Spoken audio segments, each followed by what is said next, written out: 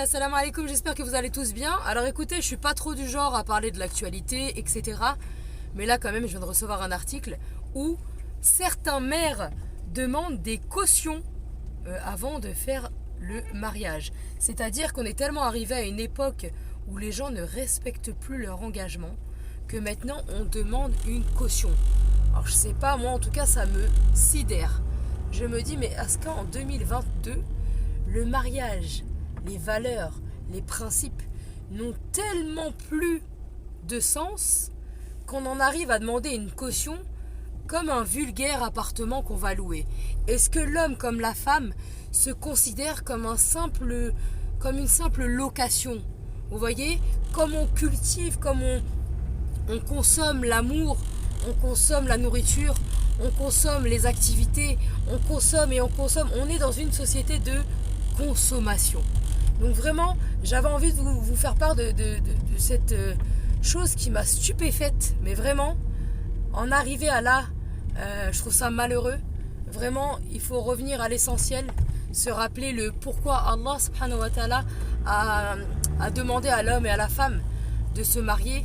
Le mariage, c'est quelque chose de difficile, mais c'est quelque chose de merveilleux. C'est une aventure qui en vaut la peine. C'est une question d'équipe. À partir du moment où vous avez compris que le mariage, c'est une équipe, il y en a un qui tombe, il y a l'autre qui le relève. Il y en a un qui va pas bien, et ben l'autre qui va l'aider. C'est une question d'équipe aussi dans notre dîn. Voilà, ne serait-ce que le matin, salat al-fajr, tu réveilles ton mari quand parfois il a du mal à ouvrir ses yeux, et lui, chaque matin, il te réveille pour aller prier, pour aller gagner ta place au paradis. C'est merveilleux.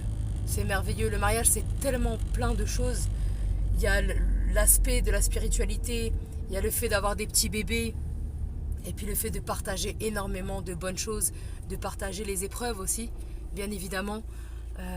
Waouh, alhamdulillah, vraiment c'est c'est un grand bienfait que le mariage. Et hélas, en l'an 2022, on a rendu ça telle une location de voiture, une vulgaire passade.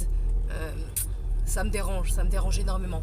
Qu'Allah vous préserve, qu'Allah préserve vos familles. Occupez-vous bien de vos maris. Et vous, messieurs, occupez-vous bien de vos épouses.